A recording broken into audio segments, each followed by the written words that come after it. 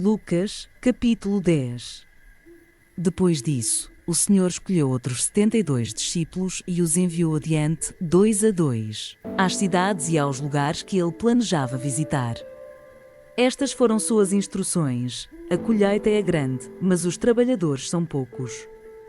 Orem ao Senhor da colheita, peçam que ele envie mais trabalhadores para seus campos.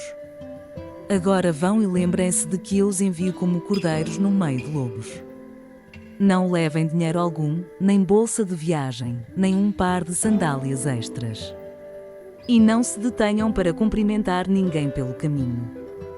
Quando entrarem numa casa, digam primeiro que a paz de Deus esteja nesta casa. Se os que vivem ali forem gente de paz, a bênção permanecerá. Se não forem, a bênção voltará a vocês. Permaneçam naquela casa e comam e bebam o que lhes derem, pois quem trabalha merece seu salário. Não fiquem mudando de casa em casa.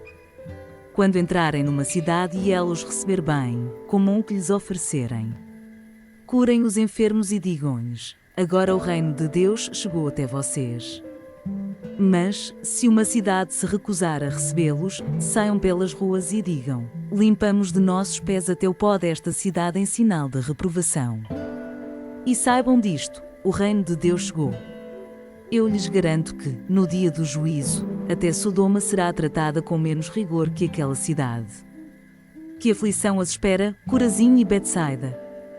Porque, se nas cidades de Tiro e Sidom tivessem sido realizados os milagres que realizei em vocês, há muito tempo seus habitantes teriam se arrependido e demonstrado isso vestindo panos de saco e jogando cinzas sobre a cabeça. Eu lhes digo que, no dia do juízo, Tiro e Sidom serão tratadas com menos rigor que vocês.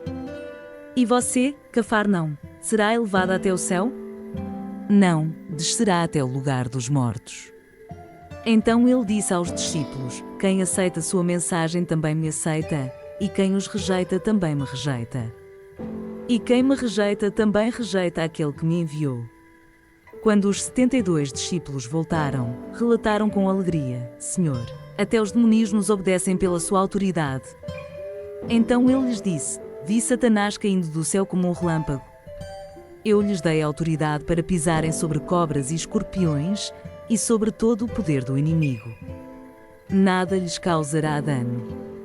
Mas não se alegrem porque os espíritos impuros lhes obedecem, alegrem-se porque seus nomes estão registrados no céu. Naquele momento, Jesus foi tomado da alegria do Espírito Santo e disse: Pai, Senhor dos céus e da terra, eu te agradeço porque escondeste estas coisas dos que se consideram sábios e inteligentes e as revelaste aos que são como crianças. Sim, Pai, foi do teu agrado fazê-lo assim. Meu Pai me confiou todas as coisas. Ninguém conhece verdadeiramente o Filho, a não ser o Pai, e ninguém conhece verdadeiramente o Pai, a não ser o Filho e aqueles a quem o Filho escolhe revelá-lo. Então, em particular, ele se voltou para os discípulos e disse: felizes os olhos que veem o que vocês viram. Eu lhes digo: muitos profetas e reis desejaram ver o que vocês têm visto e ouvir o que vocês têm ouvido, mas não puderam.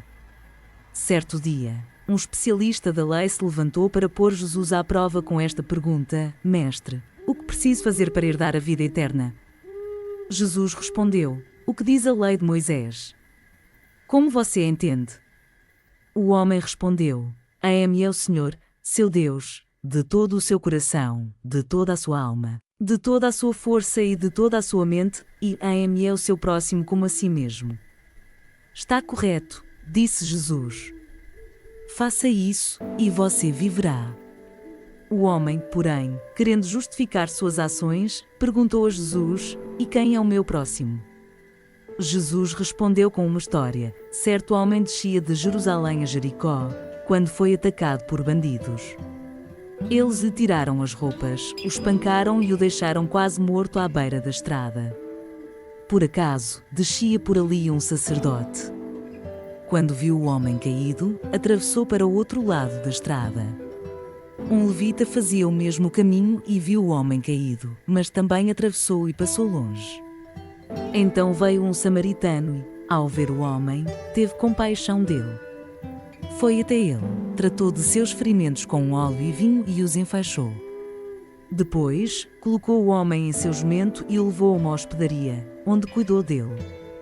No dia seguinte, deu 2 moedas de prata ao dono da hospedaria e disse: "Cuide deste homem. Se você precisar gastar a mais com ele, eu lhe pagarei a diferença quando voltar." "Qual desses 3 você diria que foi o próximo do homem atacado pelos bandidos?" perguntou Jesus. O especialista da lei respondeu: "Aquele que teve misericórdia dele." Então Jesus disse: "Vá e faça o mesmo." Jesus e seus discípulos seguiram viagem e chegaram a um povoado onde uma mulher chamada Marta os recebeu em sua casa. Sua irmã, Maria, sentou-se aos pés de Jesus e ouvia o que ele ensinava. Marta, porém, estava ocupada com seus muitos afazeres. Foi a Jesus e disse: "Senhor, não o incomoda que minha irmã fique aí sentada enquanto eu faço todo o trabalho? Diga-lhe que venha me ajudar."